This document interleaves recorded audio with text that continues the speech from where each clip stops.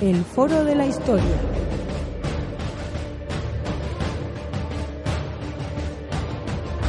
El pasado tiene mucho que contar.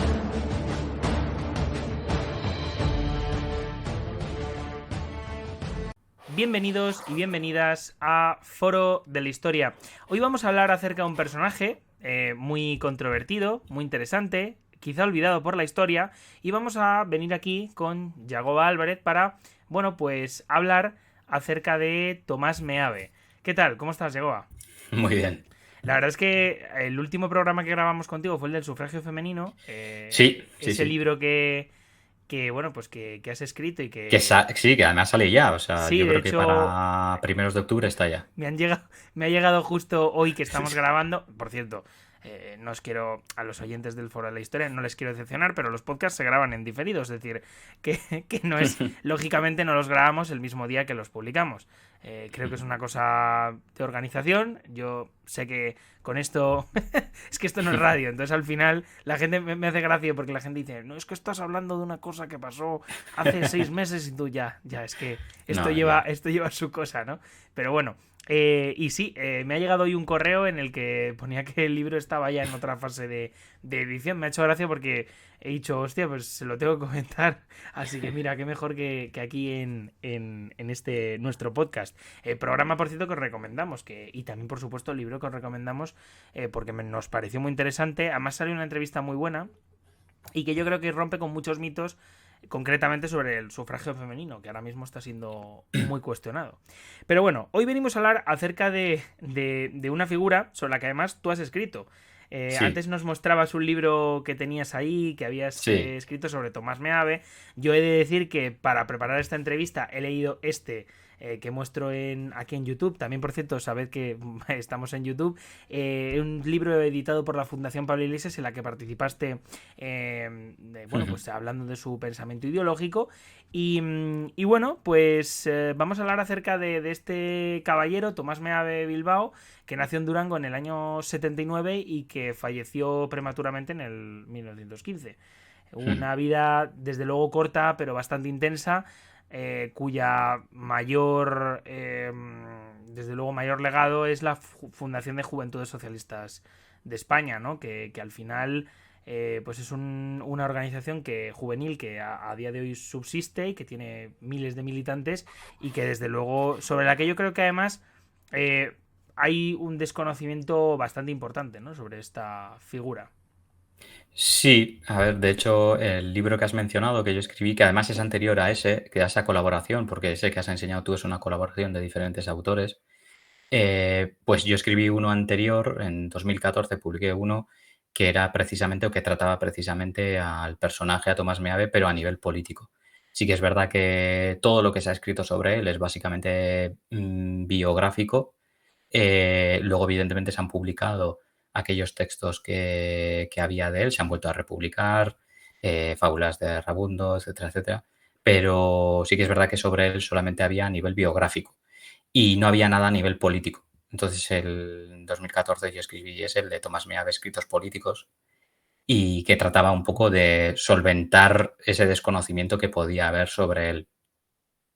De hecho, es bastante interesante porque Tomás Meave, desde un punto ideológico, tiene mucho que decir sobre temas muy actuales como es el nacionalismo, ¿no? Que al final Sí, sí. Sí, de es... hecho, básicamente, si quieres, podemos comentar ya lo del los pilares más o menos ideológicos que tenía Meave. Sí, Luego lo hacemos en profundidad. Quizás antes tendríamos que mencionar un poco, contextualizar un poco el personaje, pero sí que es verdad que él tiene tres pilares básicos. Uno es pues la lucha de clases, ¿no? La ideología marxista, que sería uno de los pilares fundamentales que él tiene. El segundo sería el que tú has mencionado, que es un poco el antinacionalismo y prointernacionalismo, porque él se declaraba internacionalista. Y el tercer pilar fundamental estaría dividido en dos partes, o por lo menos así lo hago yo en mi libro sobre sus textos políticos, que sería el anticlericalismo y también el antimilitarismo.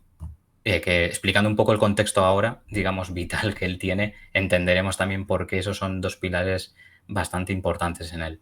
claro, porque es que, de hecho, Tomás Meave fallece en 1915, ya iniciada Ujú. la Primera Guerra Mundial. Pero bueno, hay que decir que la Primera Guerra Mundial no estalla lógicamente de la noche a la mañana, o sea, es decir, hay un proceso bastante largo en el tiempo en el cual las diversas potencias, Alemania, Inglaterra, Francia, van compitiendo y hay varios altercados, de hecho, uno de ellos en Marruecos, por ejemplo, varios en África, en los cuales, bueno, pues al final lo que se empieza, digamos, a forjar es un poco, pues eso que será luego la Primera Guerra Mundial, ¿no? Esos antecedentes. Y de hecho es interesante porque durante esta época hay un movimiento antimilitarista bastante importante, ¿no? Dentro del Partido Socialista. Sí, dentro de lo que es el socialismo, principalmente europeo, porque en esos primeros finales del siglo XIX, principios del siglo XX, el movimiento marxista, el movimiento socialista más grueso, más importante, se encuentra en el continente europeo. Sin duda, hay toda una campaña antibelicista y antiimperialista, básicamente por lo que tú decías, ¿no? Se produce eso que se conoce como paz armada, en la que pues, los diferentes imperios europeos de Centro Europa y del resto de Europa van haciendo o iniciando esa escalada, ¿no?, armamentística, en la que, bueno, por miedo y por ambición también, porque ahí se conjuga también el proceso imperialista en el continente africano o en el continente asiático, pero sobre todo en el africano, en el que, bueno, pues al final también todo eso conduce a la necesidad de armarse frente al vecino, ¿no? Que es visto como el enemigo que le puede robar la gloria de ese imperio, ¿no? Que todos quieren engrandecer, en el caso del Reino Unido, mantener, en el caso de Francia también incluso, pero bueno, en el caso de Alemania, por ejemplo, que llega a ese finales, segunda mitad del siglo XIX a África, finales ya del siglo XIX, pues queriendo engrandecer, ¿no?, el imperio. Pero claro, todo eso conduce a diferentes conflictos armados, no solamente el incidente de Marruecos, sino otros muchos incidentes que van sucediendo en África, y que eso provoca evidentemente la llamada a filas en los diferentes países europeos. Y como todos sabemos, pues obviamente a esas filas, el gran grueso de esas filas era engrosada por los hijos de los obreros, de la clase trabajadora. Y ahí los diferentes partidos socialistas europeos inician toda una campaña antimilitarista. En el caso de España, por supuesto, el PSOE también se suma de hecho, en esos, hasta que estalla la Primera Guerra Mundial, hasta el año 14, y también después, porque además en España tenemos que sumarle que después llega la cuestión africana, la cuestión marroquí, las intervenciones en la década de los 20 y demás.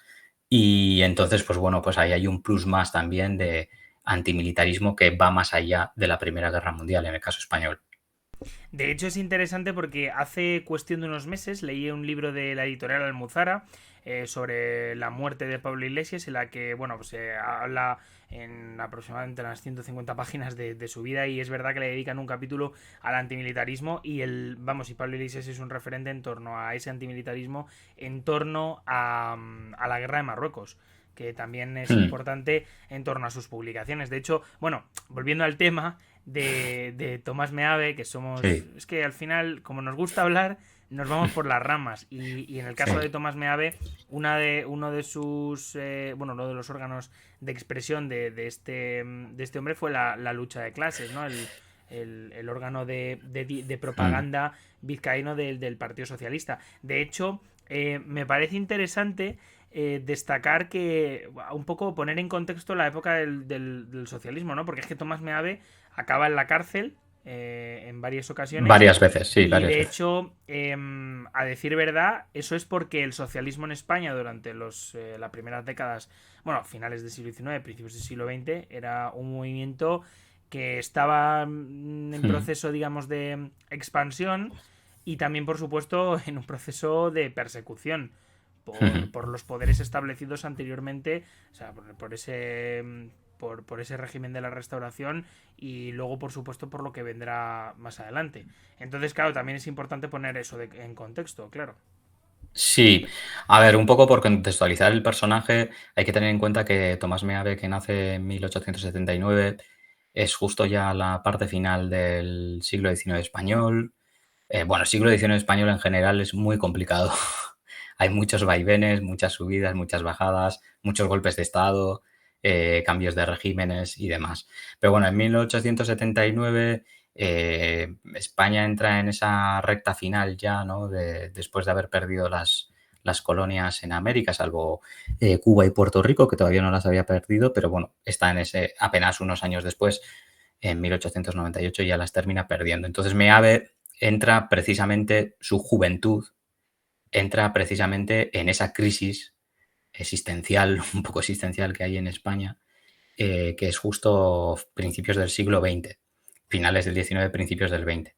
Él pertenece precisamente a una familia que es nacionalista, pero bueno, que quiero decir, en ese momento todavía como tal, cuando él nace, todavía son tradicionalistas, es decir, que proceden del carlismo. De hecho, Sabino Arana y los fundadores del Partido Nacionalista Vasco vienen de esa tradición carlista. Y bueno, pues básicamente pertenece a una familia acomodada económicamente, ¿vale?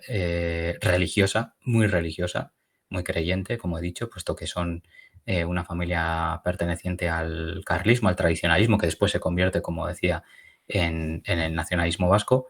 Y por lo tanto, él, de alguna manera, contextualizado a nivel social, socioeconómico, pertenecía pues a un estrato privilegiado, entre comillas, quiero decir, no pertenecía a la alta clase burguesa vizcaína, pero obviamente su familia pues tenía posibles en cuanto a salidas. De hecho, Tomás Meave estuvo trabajando en el Banco Bilbao y la intención de su padre era básicamente que él generase futuro ahí, pero bueno, él al final termina generando futuro en otro sitio, que es la mar, y bueno, él hace su viaje, que es básicamente todos sus biógrafos o todos los que han escrito alguna biografía lo definen ese viaje como trabajando en un barco, viajando por el mundo, lo definen como una catarsis mental para él, puesto que ahí empieza a ver el mundo más allá de Vizcaya, más allá de Bilbao, y se da cuenta que existe, que hay algo más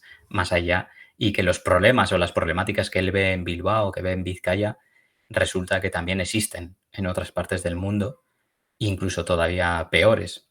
Entonces, al final es donde él tiene la catarsis ideológica, lo cual supone para su familia, a nivel familiar, le supone bastante problema, básicamente porque la ruptura con el PNV y con Sabino Arana es, bueno, es algo bastante catastrófico a nivel familiar. De hecho, rompe relaciones con su padre y bueno, aunque sigue manteniendo relaciones con algunos de sus hermanos y, bueno, alguna epístola, alguna carta con su ama, con su madre, pero sí que es verdad que a nivel familiar eso le supone bastante sacrificio, el hacerse socialista, el hecho de interiorizar hacerse socialista. Su hermano, por cierto, Santiago, que fue mano derecha de Sabino Arana y que fue redactor de uno de los medios de comunicación, de prensa también más importantes que tuvo el nacionalismo vasco en la época, coincidió precisamente en la cárcel con su hermano, en la época en la que su hermano, es decir, Tomás Meave, era también director de la lucha de clases, que lo has mencionado, que era el órgano de expresión de la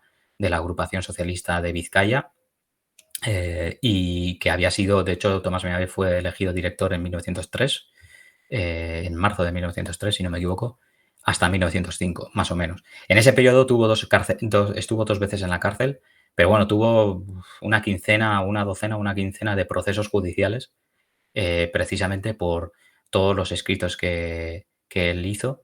De hecho, Tomás Meave participó en 1905, hubo una protesta frente a la embajada rusa en Bilbao, precisamente por lo ocurrido en la revolución de 1905 en Rusia, y él participó allí, fue reprimido por la policía. De hecho, viene en la noticia, que además añado en el libro.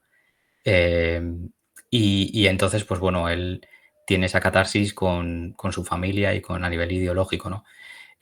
Luego, pues obviamente, a nivel biográfico, el hecho de dirigir la lucha de clases le supuso muchísimo trabajo, que lo comentaremos también ahora, pero le supuso muchísimo trabajo, pero también le supuso muchísimas causas judiciales, como he dicho, y muchos destierros. De hecho, él tuvo, ya después de la segunda vez que estuvo en la cárcel, tiene un proceso bastante gordo contra él, y bueno, pues pedían no sé cuántos años de cárcel para él, y para evitarlo se fue exiliado a Francia. Marchó a Francia, él trabajó también en Londres, también estuvo en Londres, trabajó traduciendo libros de, del latín, etcétera, etcétera. Y después volvió por el fallecimiento, también solicitó volver por el fallecimiento de su aita, en fin, marchó otra vez, volvió, hasta que al final terminó, bueno, tuvo familia, obviamente, se casó con Julia Irureta Goyena y tuvieron un hijo, León Meave, por cierto, que falleció en la Guerra Civil Española como causa de uno de los bombardeos de los franquistas, y porque él trabajaba en una factoría de armas y bueno, pues hubo un bombardeo y falleció en el bombardeo. Y al final terminó muriendo malamente en Madrid, eh, prácticamente sin dinero. Él murió además de la enfermedad socialista, como se decía en aquella época, la tuberculosis, y rodeado básicamente de aquellas personas más íntimas que le habían acompañado. Indalecio Prieto, por supuesto, su mujer, Irureta Goyena, y algún otro cargo más del Partido Socialista. Pero fue un mazazo para el Partido Socialista. De hecho, para Pablo Iglesias también supuso un golpe muy duro.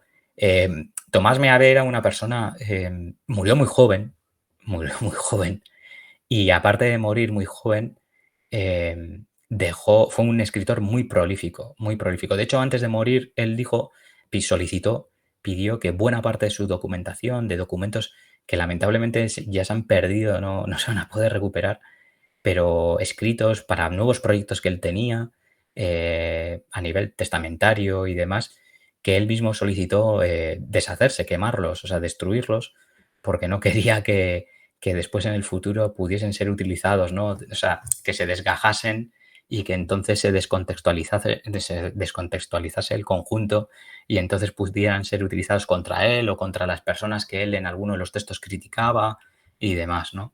Pero fue un escritor prolífico y a nivel emocional, pues yo creo que es una de las épocas que, desde luego, que a mí me habría gustado vivir. Me habría gustado compartir militancia con esta persona, pero ya te digo que es que cuando falleció supuso un golpe muy duro a nivel del Partido Socialista, de las Juventudes Socialistas, ¿no? Que has mencionado que él mismo fundó, entre otras muchas personas. Quiero decir, porque él no fue el único fundador, pero sí que es verdad que esto pasa mucho, un poco también al hilo y no por hablar de mi libro, de mi futuro libro que sale en octubre, pero al hilo, por ejemplo, de Clara Campoamor, ¿no? Y el sufragio femenino, que muchas veces se dice Clara Campoamor fue la que trajo el sufragio femenino. Bueno, a ver, Clara Campoamor fue una de las personas que votó a favor y por lo tanto consiguió que el sufragio femenino, pero fue la chispa, ¿no? Esa chispa, ese personaje, ¿no? Icónico que siempre hace falta para que algo termine de arrancar o termine saliendo para adelante, ¿no? Ese primer paso siempre lo tiene que dar alguien. Bueno, pues efectivamente Tomás Meave fue quien dio ese primer paso para fundar las Juventudes Socialistas a finales de 1903.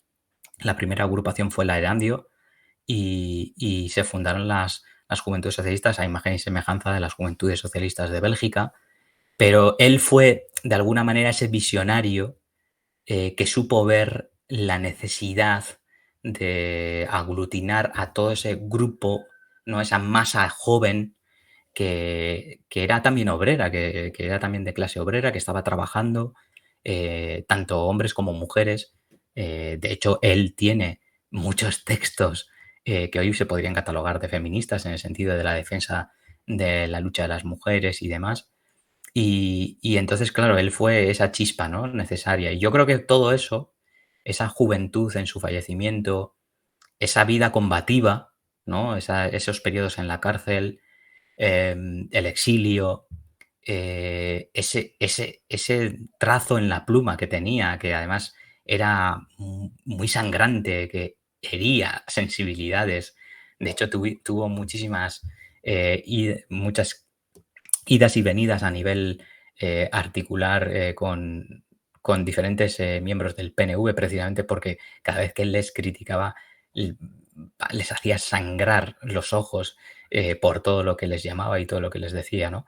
Entonces, todo eso, el hecho de que también escribiese tan bien,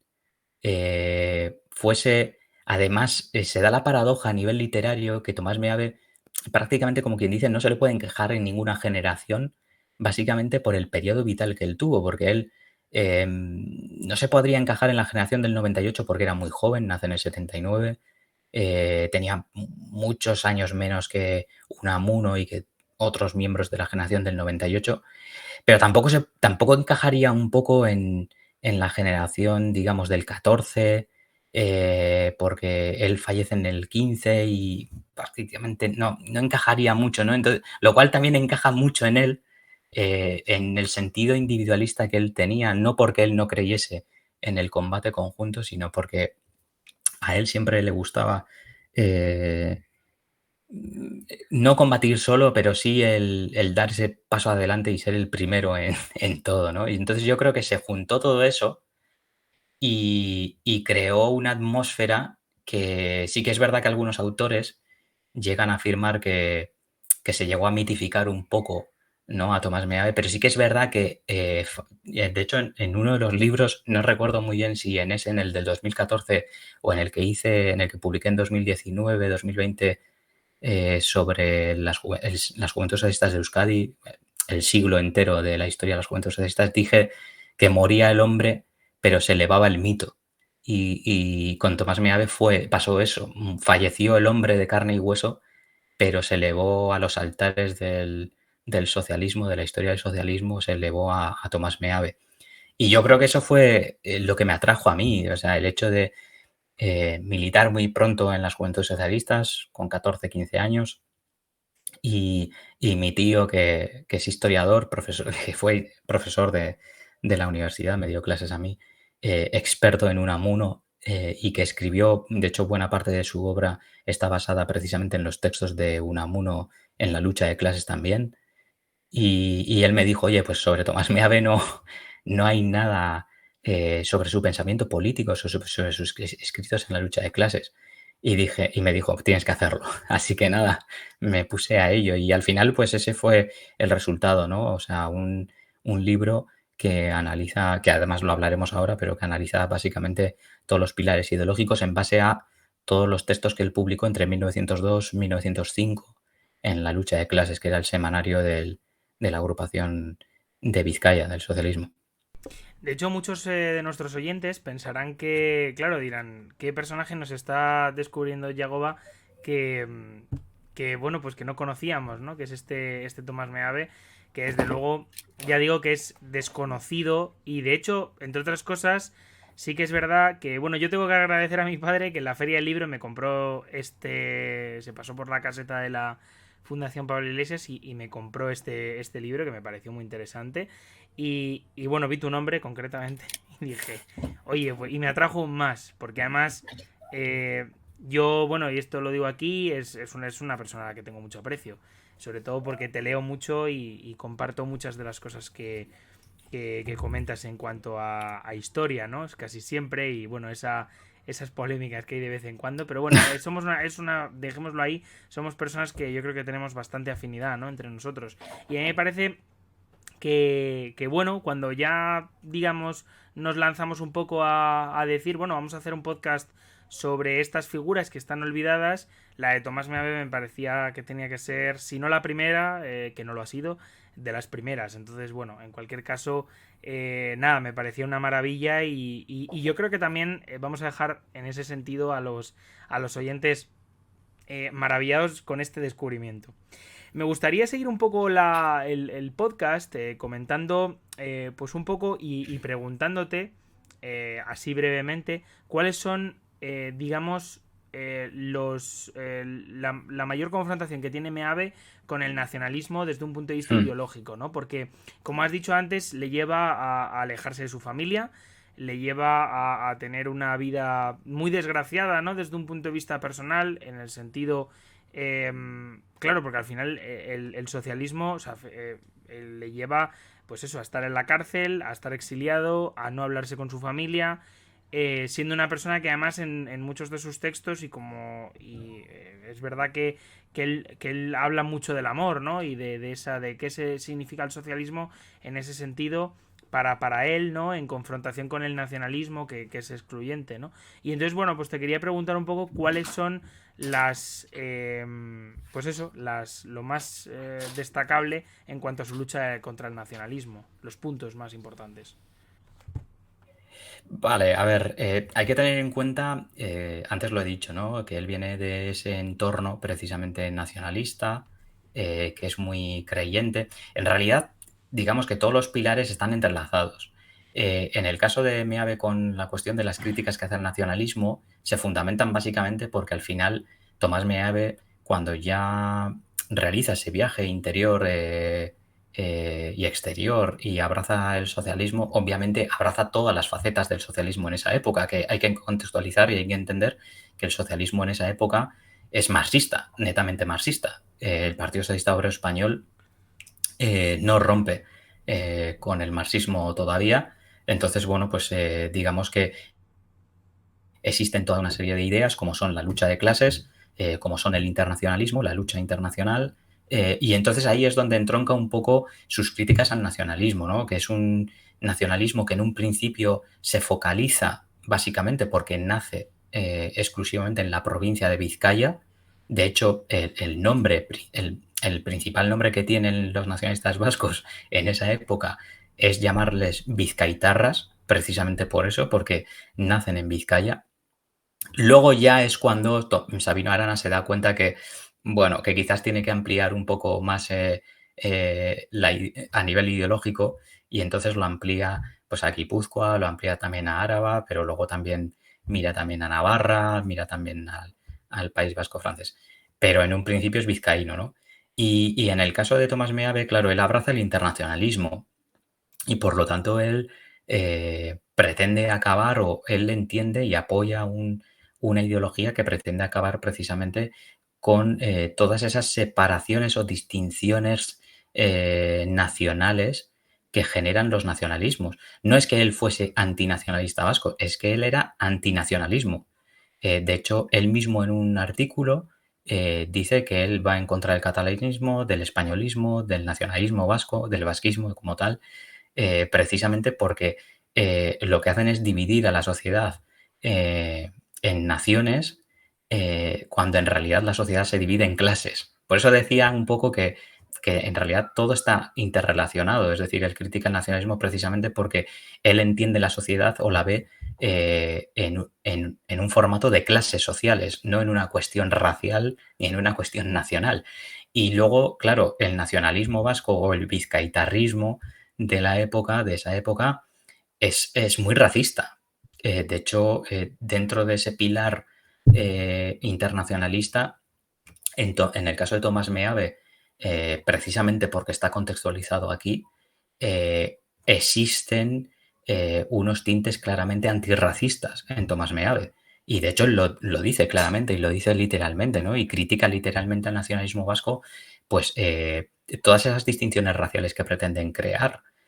Sabino Arana, quiero decir, fue un adelantado a su tiempo comparado con Adolf Hitler, en el sentido de aquí se pueden sacar un corto bastante polémico, ¿no? Pero sí que es verdad que es que sí, lo único que le faltó proponer fueron campos de exterminio, porque básicamente él lo que proponía era que los vascos no se mezclasen con todo el proceso, con todos los inmigrantes del resto de provincias de España que estaban llegando a Vizcaya, que esto también hay que tenerlo en cuenta y hay que contextualizarlo, porque a finales del siglo XIX existe toda una migración de ciudadanos de otras provincias de España que emigran a Vizcaya precisamente para buscar puestos de trabajo porque la industria, la siderurgia y la minería en Vizcaya a finales del siglo XIX necesita mano de obra para poder salir adelante, para poder seguir produciendo, porque está produciendo mucho.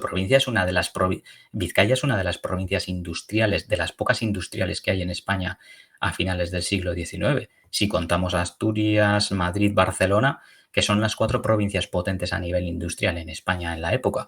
Entonces, claro, ahí se concentra muchísimas cuestiones aquí, ¿no? Y lo que ve es un poco, pues, todo ese racismo que tiene el nacionalismo vasco, el PNV, con todos esos obreros que les llama de todo tipo, maquetos, coreanos y otro tipo de apelativos, y que Sabino Arana pues no tiene reparos en prácticamente promover el racismo como algo natural, entendiendo que los vascos están por encima a nivel racial. De hecho, él hace en más de una vez, en más de un artículo y demás, pues se detalla esos comentarios racistas, ¿no? De pues son más altos, los que vienen de España, los españoles son más bajitos, andan encorvados mientras el vasco anda recto, lo de las orejas también, porque a los que vienen de fuera se les llama pelarrimocha, que es oreja corta, precisamente porque tienes el lóbulo, se le une con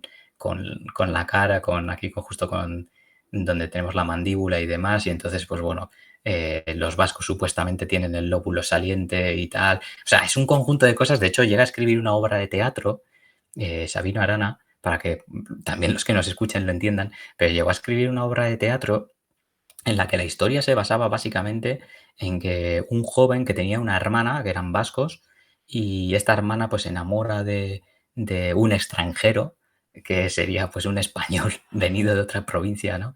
De España a trabajar a Vizcaya. Y entonces en esta obra de teatro básicamente propone pues eso, que no se puedan casar, que no es que no tengan ni relaciones, que ni siquiera se casen ni procreen. Y hasta ese punto. Entonces, bueno, Tomás Meave evidentemente se rebela contra todo eso y en todos sus escritos publicados entre 1902 y 1905 en la lucha de clases, en prácticamente todos, mete mucha caña al nacionalismo precisamente por eso, ¿no? Porque él es un internacionalista convencido, porque ve la sociedad desde un punto de vista de clases y no desde un punto de vista racial y básicamente pues porque entiende que es es una auténtica aberración lo que ellos proponen. De hecho, él luego también, otro de los pilares fundamentales y que engrosa también con esto, es la cuestión religiosa, porque aunque Tomás Meave es profundamente anticlerical, no es antirreligioso. Quiero decir, él evidentemente está contra la estructura de la Iglesia, precisamente porque él entiende que perpetúa, digamos, ese sistema capitalista, mientras que él en muchos de sus textos recurre precisamente a Jesús o el personaje, ¿no? Digamos, de Jesús y demás, como alguien que combate en favor de los más desfavorecidos, mientras las estructuras eclesiásticas precisamente no están haciendo eso, ¿no? Y entonces eso está relacionado también con el nacionalismo vasco, por lo que decía antes, porque el nacionalismo vasco, digamos, bebe del carlismo y el carlismo en el siglo XIX pues, es un movimiento no político todavía, pero sí ideológico, en el que básicamente la religión se ve o se vive de una manera absolutamente ortodoxa desde el punto de vista católico, ¿no? Y entonces, claro, eso también choca también con el pensamiento de Tomás Meave. De hecho, ya digo, a mí me pareció esta lucha contra el nacionalismo una de las más importantes en esta obra que leí y yo creo que los oyentes no se podían ir de este podcast sin escuchar ese anticlericalismo y ese antinacionalismo que caracterizaba a Tomás Meave. Por otra parte, en cuanto a su faceta como escritor, háblanos un poquillo acerca de ella, porque es que, claro, si Tomás Meave es un personaje que quizás desconocido, su faceta como escritor sería un poquito más. Sí, a ver, es un poco también lo que he comentado también al principio, contextualizando un poco al personaje, ¿no? De que él trabaja, por ejemplo, cuando está trabajando en Londres bueno, me refiero a que está exiliado en Londres o en Francia, trabaja precisamente traduciendo textos de Grecia o de Roma y demás.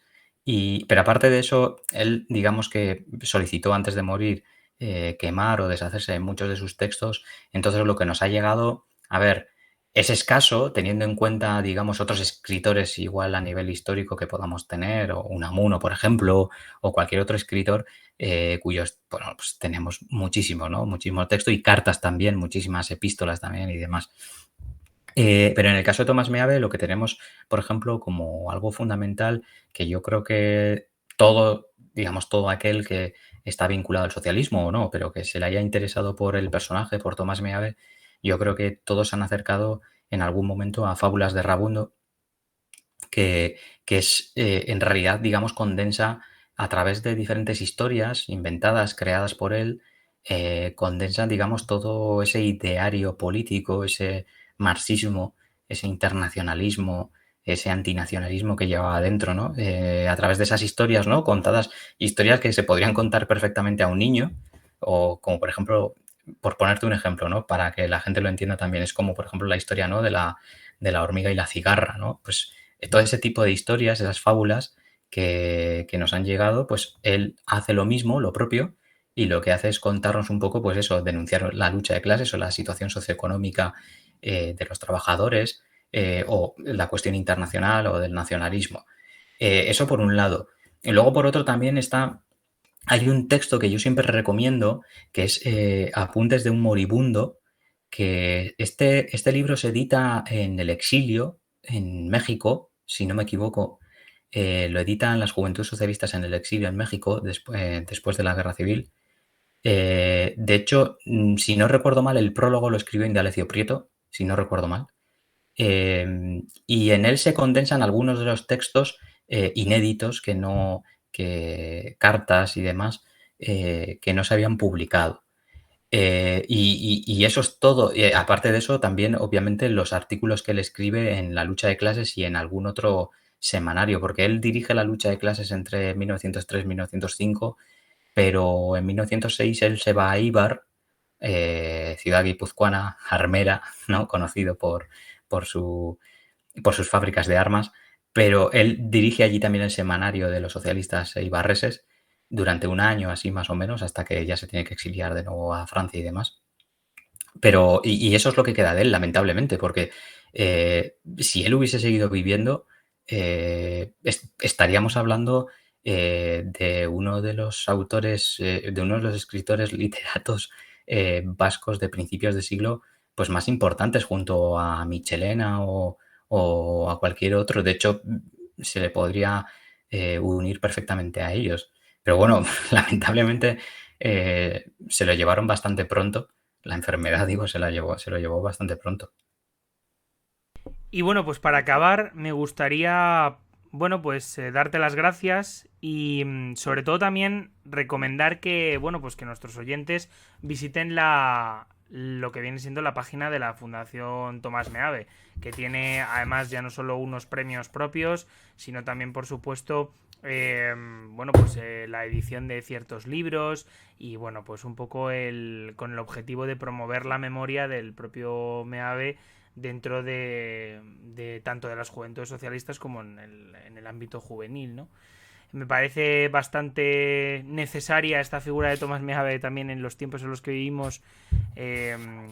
Pero bueno, ya digo que me ha gustado mucho este programa. Sobre todo me ha gustado mucho también estar contigo de nuevo, rescatando esta figura, porque, ya digo, me parecía muy necesario y qué mejor que contigo, que además has escrito varios textos. Yo recomendaría a los que nos vean... No me lo puedo creer. Recomendaría que si se quieren acercar al personaje a nivel... ¿Se ha colgado otra vez? ¿Se ha colgado? Se ha colgado un poco, pero seguimos. Vale, empiezo. Yo recomendaría a aquellos que se quieran acercar un poco al personaje a nivel bibliográfico. Julián Zugazagoitia escribió la primera biografía sobre Tomás Meave. Sí que es verdad que es un libro ya publicado hace muchos años, entonces es probable que sea difícil encontrarlo. De hecho, sí que hay en alguna biblioteca universitaria, si no recuerdo mal, no sé si la Universidad de Navarra puede tener algún ejemplar, pero claro, la gran mayoría de los ejemplares han perdido. Entonces, bueno, yo sí que les recomendaría que se acercasen a él. Tienen también el de Javier de Dudrana, que es la última biografía escrita, publicada sobre Tomás Meave, que está bastante bien. Luego, a nivel, digamos, más personal, para el personaje, lo que he mencionado antes, Fábulas de Rabundo o Apuntes de un moribundo, yo creo que serían dos obras necesarias escritas por él que podrían interesar.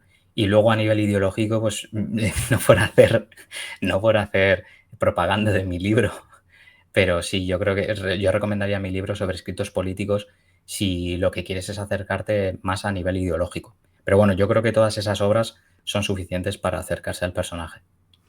Y bueno, pues nada, darte las gracias por haber estado aquí con nosotros. Recomendaremos y pondremos varios links en en la descripción tanto de la Fundación Tomás Meave como del libro de Yagoba, como a su vez el libro de la Fundación Pablo Iglesias, que me parece que, bueno, tanto el libro de Tomás, o sea, el de la Sí, Fundación bueno, el de Pablo Iglesias. Iglesias también, que se me había olvidado Ese también. libro además Sí. a mí me ha parecido bastante interesante y yo creo que no está de más que que digamos la gente tenga un poquillo de un acceso, ¿no? a este libro también. De hecho, deciros también que hemos publicado una reseña en el Foro de la Historia, muy breve, eso sí, escrita por mí, de hecho, sobre este libro, recomendándolo, ¿vale? Y nada, deciros que estamos en Spotify, en iVoox, en YouTube, que nos podéis ver allí también nuestras caras, y por supuesto pues también estamos en Google Podcast, así que nada, daros las gracias, despedirnos otra semana más y nos veremos la semana que viene, por supuesto, con otra interesante historia y con otro interesante podcast. ¡Chao!